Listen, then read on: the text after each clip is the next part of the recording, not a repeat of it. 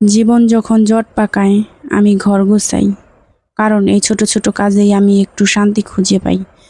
তো hello everyone, আসসালামু আলাইকুম। কেমন আছো তোমরা সবাই? আশা করি অনেক ভালো আছো। তোমাদের দোয়ায় আল্লাহর রহমতে আমরা অনেক ভালো আছি। তো প্রতিদিনের মতো চলে আসলাম আজকেও তোমাদের জন্য নতুন আরেকটি ভিডিও নিয়ে।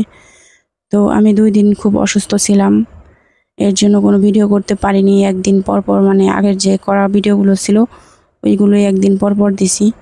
তো আজকে অনেকটা ভালো লাগতেছে, যেহেতু অসুস্থ ছিলাম 2 দিন। ঘরের কোনো কাজই আমি ওরকমভাবে করতে পারিনি, শুধু রান্নাটা খাওয়াটা কোনো রকমভাবে ছেলে মেয়েকে মানে খাওয়ানো হয়েছে। প্রচুর অসুস্থ ছিলাম আমি, মানে উঠে দাঁড়াতেই পারতেছিলাম না, এরকম অবস্থা হয়ে গেছিল। তো আজকে সকালে উঠে দেখি শরীরটাও ভালো লাগতেছে, আবার অনেক সুন্দর রোদ উঠছে। তো আর কি করার, আমার তো আর বসে থাকলে চলবে না। ঘরের অবস্থা দেখে তো আমরা এমনিতেই খুব খারাপ অবস্থা। শুধু মনে মনে বলতেছিলাম যে আমি কখন সুস্থ হব, কখন এই ঘরটা পরিষ্কার করব। তো আজকে রোদ দেখে ঘরের এই তো যে ছোট ছোট যে ড্রয়ারগুলো ছিল ওগুলোকে বের করে একটু রোদে শুকাতে দিলাম। তারপরে আমি রোদ উঠলে বেশিরভাগই যে উপরে যে তোশকটা হয় ওটাকে রোদে দিই। ওটা রোদে দেওয়ার পরে যখন ঘরে আনি, জানেন বিশ্বাস করবেন না, অনেক নরম হয় বিছানাটা। তো আমার খুব ভালো লাগে আর ঘরটাও ফ্রেশ লাগে অনেক।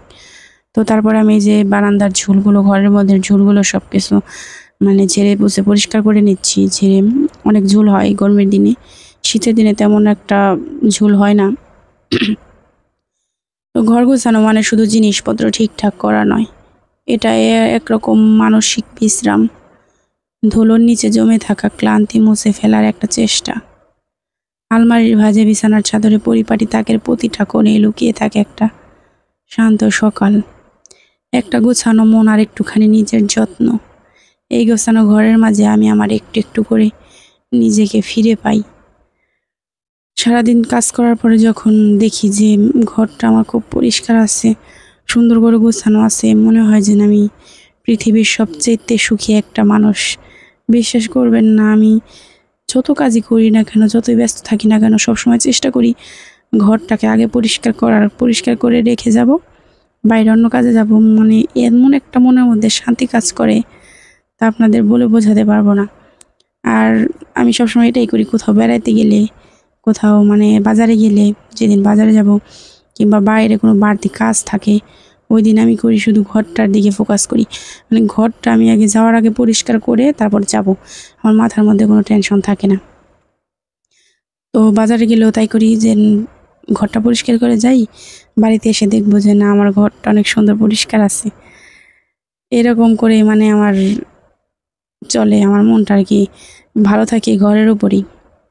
ঘর গোছানো মানে জিনিসপত্র একটা একটা করে সাজানো, ধুলো ঝাড়তে ঝাড়তে ক্লান্তি যেন কমে যায়।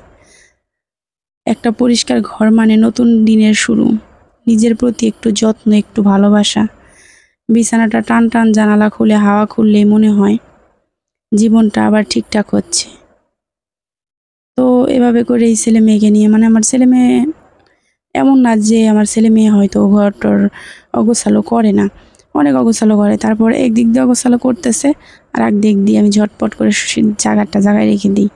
মানে এর জন্য এতটা কষ্ট হয় না। ওরা ছোট মানুষ, ওরা তো একটু এলোমেলো করবেই। তো এই ছোটোবেলাটা ওদের কাছে আর ফিরে আসবে না কখনো। যখনই ওদেরকে আমি শাসন করতে যাই তখন আমার নিজের কথাগুলো মনে পড়ে, ছোটোবেলাটা মনে পড়ে যে আমরা তো অনেক কিছু নিজে থেকে করতে চাইছি, অনেক দুষ্টুমি করছি, হয়তো অনেক জিনিস নষ্ট করছি মা বাবার। তো তখন তো আমরা ছোট ছিলাম, আমাদের ভালো লাগছে এটা করতে। তো যখন মা বাবা শাসন করতো তখন আমরা মন খারাপ করতাম যে কেন করলো এটা। তো ওদেরও যেটা আমি আসলে যে আছে কাছে যে জিনিস নষ্ট করে, টাকার জিনিস নষ্ট করে যে বাচ্চাদের মানে আদর করবেন, তা না, ওটা না। যেমন ধরেন যে এই ঘরে একটা জিনিস খুব পছন্দ হয়েছে, ধরে মানে খেলা করতেছে, আমি এটাতে খেলা করবো অনেক সময় বলে। তো ঘরের এই যে জামা কাপড় মাদ্রাসা থেকে আসে, সব সময় বলি, ছেলে মেয়েকে বলি যে তোমাদের যে 2টা ড্রয়ার দেওয়া হয়েছে, তোমরা তো এখন বড় হয়েছো, তোমরা তো আমাদের কাছ থেকেই শিখবা কেমনি কী করতে হয়। তো জামা কাপড়গুলো তোমরা খুলে ওই ড্রয়ারের মধ্যে রাখবা, ভাঁজ না করলা রাখবা। আমি যখন সময় পাবো, আমি বেশিরভাগই রাতেই জামা কাপড়গুলো চেষ্টা করি গুছিয়ে রাখার। যে কোনো কাজ, যে প্লেটগুলো হয় খাবারের পরে, তারপর ছোট ছোট যে কাজগুলো থাকে ঘরের মধ্যে আমি প্রতিদিন রাতে শোবার আগে ওই কাজগুলো সেরে হাত মুখ ধুয়ে তারপরে আমি ঘুমাতে যাই। সকালে উঠে সব কিছু ফ্রেশ পাই, মানে শুধু রান্নাটা করে বাড়ির কাজগুলো করে ছেলে মেয়েকে খাবারটা খাইয়ে চলে যায় মাদ্রাসায়। তো এরকম করে রাখি। তো বলে রাখছি, তারপরও মনে করেন যে হ্যাঁ করব, সুন্দর করে বলে, তারপরে আবার ওইখানেই দেখি যে পায়ের নিচে রেখে দেয়। মানে আমার ছেলে মেয়ের একটু অভ্যাস কি, জামা কাপড় খুললো নিচে, মানে খুললে তো নিচের দিকে প্যান্টটা খুলে নিচের দিকে রাখে, মানে পা থেকে খুলে নিচে পরে নিচে রেখে দেবে, উপরে আর উঠাইবে না হাত দিয়ে। তো এরকম করে, এখন এত বোঝানোর পরও এরকম করে, কি করব। আবার একটা সুন্দর জিনিস আনছি ওখানে রাখছি, বলছি যে মা এটা তুমি ধরো না হাত দিয়ে। তো বলতেই আছি, সে শুনতেই আছে, আবার ওইটাই করবে। তো এসব নিয়ে আমি কোনো কিছু বলি না, কারণ আমি তো মা, আমি তো আছি। ওরা একটা জিনিস নোংরা করবে, অপরিষ্কার করবে, ঘর অগোছালো করবে, সেগুলো করার জন্যই তো আমি আছি। আমার মা আমাকে এই কথাটা খুব বলে যে ছেলে মেয়ে তো মায়ের কাছে একটা জিনিস, তুমি তো সারাদিন আসো ওদের যে জামা কাপড়, যে জিনিসগুলো নোংরা করবে ওগুলো ধোয়ার জন্য, এগুলো পরিষ্কার করার জন্য তুমি আসো, তাহলে তুমি মারো কেন ওকে? নিজের চিন্তা করো যে তুমি এই যে গ্লাসটা হাত দিয়ে ধরছো, একদিন আছে যে গ্লাস দিয়েছি পানি খাওয়ার জন্য, মানে আমি কি ছোটোবেলা থেকে আমার ছেলে মেয়েকে চেষ্টা করি, মানে যে সিরামিক্সের প্লেটগুলো হয়, কাঁচের গ্লাসগুলো হয়, সেগুলোতে সবসময় পানি খাওয়ানোর। আমার হাজব্যান্ডও তাই বলে যে মেহমানদের জন্য সব প্লেট বাটি তুলে রাখবা, আর ছেলে মেয়েকে খাবা মেলামাইনের স্টিলের থালে, তা চলবে না।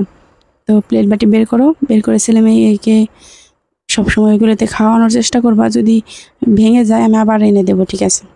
তো ঠিক আছে, আমি এরকমই করি। তো হঠাৎ করে মানে কি হাত থেকে গ্লাসটা পড়ে ভেঙে গেছে। তো মেয়ে তো খুব ভয় পায়, মানে কান্না করবে, ও করতেছে না, ভয় পায়, মানে আমার দিকে তাকায় রয়েছে। পরে আমার বলতে চায় মেয়ে আর কিছু বলবো না, তোমার হাত থেকে যদি ভাঙতো তুমি কি করতা, এটা বলো। তো আমি আর কিছু বলিনি, মানে আমিও বলতে চাইছিলাম না, মানে মেয়ে যে ভয় পেয়ে আমার দিকে তাকায় রয়েছে, এর জন্য আমি আর কিছু মনে মনে ভাবিনি যে আমি কিছু বলবো, ঠিক আছে?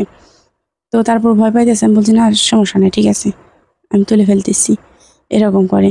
আবার আছে যে এক জায়গায় খেলতে যাওয়ার জন্য নিষেধ করছি, আগের দিন বলে রাখছি, তো বলতেছে যে ঠিক আছে মার যাবো না ওই জায়গায়। তো আবারও তারপরের দিন দেখছি যে আবারও ঠিক সেম সেই জায়গায় খেলতে গেছে। তো না করার সময় সুন্দর করে না করে, আবার করে।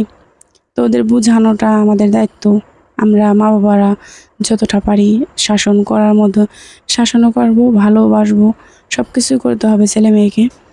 তো যতদূর সম্ভব চেষ্টা করব যাতে একটু গায়ে হাতটা কম তোলা হয়, বোঝানো দিয়ে, মধ্য দিয়ে, ভালোবাসা দিয়ে, আবেগ দিয়ে ওদেরকে সবসময় বুঝায় তারপরে মানুষ করতে হবে। আমি মনে করি যে সবসময় যে শাসন করে মারলেই যে বাচ্চা মানুষ হয়ে যাবে তা না। এই তো ঘরের কাজগুলো শেষ, মনটাও হালকা লাগছে। এই ছোট গুছানো মুহূর্তগুলো যদি তোমাদের ভালো লেগে থাকে তাহলে একটা লাইক দিও, সাবস্ক্রাইব করে পাশে থেকো। আগামী দিনগুলোতে আরও গল্প হবে, আরও যত্নের সময় হবে। ভালো থেকো, সুস্থ থেকো, নিজের খেয়াল রেখো। আল্লাহ হাফিজ, আসসালামু আলাইকুম।